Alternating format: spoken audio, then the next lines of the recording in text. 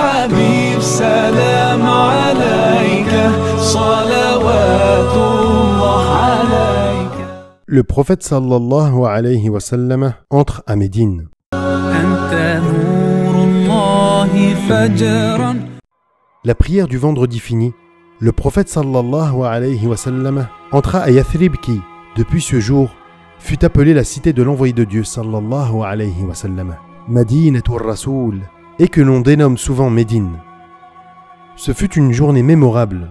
Les voix déclamaient les louanges et les sanctifications de Dieu résonnaient dans les demeures et les chemins de Médine. Les filles de Médine récitaient les vers suivants pour exprimer la joie des Médinois.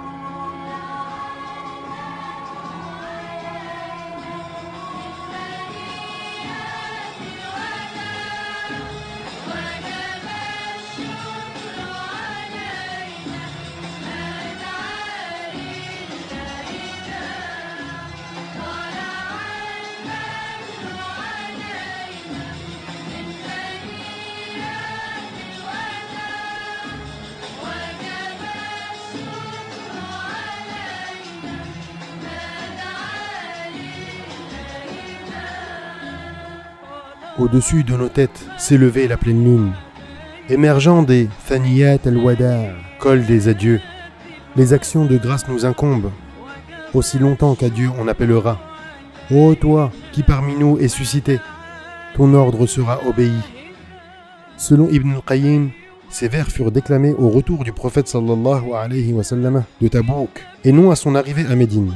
Mais il se produit aucune preuve satisfaisante quant à l'erreur de ceux qui soutiennent l'avis contraire. Al-Mansur Fouri donne la prévalence à l'avis selon lesquels les dits vers furent récités à la venue de l'envoyé de Dieu sallallahu alayhi wa sallam à Médine, en s'appuyant sur les arguments inattaquables. Bien que n'étant pas très aisés, tous les Ansar souhaitaient ardemment et sincèrement accueillir le messager de Dieu sallallahu alayhi wa sallam dans leur maison. Ce fut vraiment une procession triomphale. Chaque fois qu'il passait par une demeure des Ansar, on retenait la bride de sa chamelle, l'invitant. « Viens chez nous, ô messager de Dieu, viens chez nous. Nous sommes nombreux, armés, et nous sommes à même de te protéger. » Le prophète sallallahu alayhi wa sallam répondait à tous de façon courtoise et bienveillante. « Laissez-la aller, car elle est sous l'ordre de Dieu. » La chamelle continua de cheminer, sans reine pour la retenir, jusqu'à ce qu'elle atteignît le site de la mosquée du prophète sallallahu alayhi wa sallam, où elle s'agenouilla. Le prophète sallallahu alayhi wa sallam ne descendit pas. Elle se releva, fit quelques pas encore avant de revenir s'agenouiller au même endroit que la première fois. C'était dans un quartier habité par les Bini an-Najjar, une tribu liée par la parenté du prophète sallallahu alayhi wa sallam, du côté de sa mère. En fait, ce dernier voulait honorer ses oncles maternels et habiter parmi eux. Abu Ayyub al-Ansari se précipita vers les bagages de l'envoyé de Dieu sallallahu alayhi wa sallam et les rentra chez lui. Le prophète sallallahu alayhi wa sallam dit alors « L'homme suit son bagage ». As'ad ibn Zurara se saisit de la bride de la chamelle qu'il conduisit chez lui. Dans la version rapportée par Al-Bukhari, d'après Anas ibn Malik radiyallahu anhu, le prophète sallallahu alayhi wa sallam ayant demandé quelle était la famille dont la parenté lui était la plus proche. Abu Ayyub lui répondit « C'est la mienne, ô prophète de Dieu. Voici ma maison et en voici la porte. » Eh bien, reprit le prophète, vas-y et prépare-nous un endroit pour y faire la sieste. Allons, venez sous la bénédiction de Dieu, répliqua Abu Ayyub. Quelques jours plus tard, arrivèrent Saouda, radiyallahu anha, l'épouse du prophète sallallahu alayhi wa sallam. Ses deux filles, Fatima et Kalthoum, Oussama ibn Zayd, Ayman, Abdullah ibn Abi Bakr, accompagnés de toute la maisonnée d'Abu Bakr, y compris Aïcha, radiyallahu anha. Zaynab, radiyallahu anha, la fille du prophète sallallahu alayhi wa sallam, ne put alors émigrer et elle demeura avec son mari, Abu al-As, à la Mecque. C'est seulement après la bataille de Badr qu'elle put enfin partir vers Médine. Aïcha, radiyallahu anha, a dit « Quand l'envoyé de Dieu sallallahu alayhi wa sallam arriva à Médine, Abu Bakr et Bilal souffraient de la fièvre. J'entrai chez eux et dis « Oh mon cher père, comment vas-tu? Et toi, oh Bilal, comment vas-tu ?» Quand Abu Bakr avait un excès de fièvre, il récitait ces vers. Chaque homme en se levant le matin au milieu des siens, a la mort plus près de lui que les cordons de ses chaussures.